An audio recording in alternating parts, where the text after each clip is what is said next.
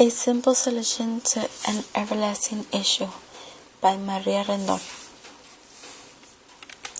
A few facts and myths about school shooting. Myth number 1. He didn't fit the profile. There is not an accurate profile of a school shooter. Some people might profile individuals based on stereotypes. There has been research and testimonies from experts, teachers, and school administration that have stated that many students can fit the profile of a school shooter. However, the real attackers might not fit it at all. Myth number 2. An impulsive reaction. The attacker was not thinking clearly. Based on research and evidence, the shooter had planned these events in advance. Myth number 3. He was socially isolated and no one knew of his intentions. Based on research, most of the school shooters had an active social life. Although there has been evidence that there has always been someone that knew of their initial plans. Myth number 4. Administrators, teachers, and parents have always said that they did everything they could to help. These students had made some attempt to look for help, but the necessary guidance was never delivered on time. The rise of school shootings. The first ever school shooting reported was on February 2nd, 1986, Moses Lake, Washington.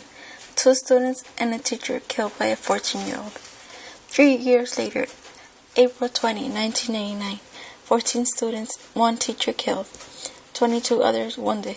This attack was considered one of the nation's most deadly school shootings and was considered to be one of the last ones.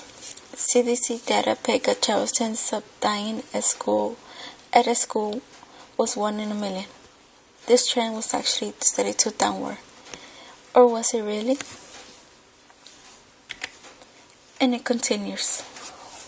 December 14, 2012, Newtown, Connecticut. 20 children under the ages of 6 and 6 adults were killed. This attack became the second most deadly school shootings in the history of the U.S. What is being done? Past solutions and procedures. More security guards were hired.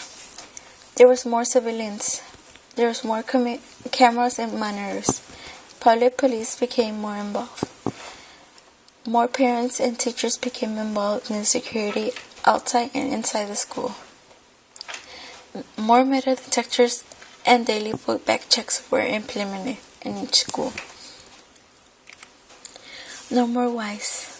Research has shown that there are multiple factors and explanations of why these school shootings have started and why they keep occurring. There's no clear solution to end them, but there's hope to prevent future ones.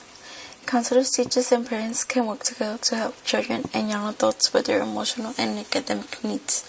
Most of all, parents should form a good communication system with their child. Mr. D. Columbine School principal once said, "These kids will never understand you. They will never endure your pain, so help them."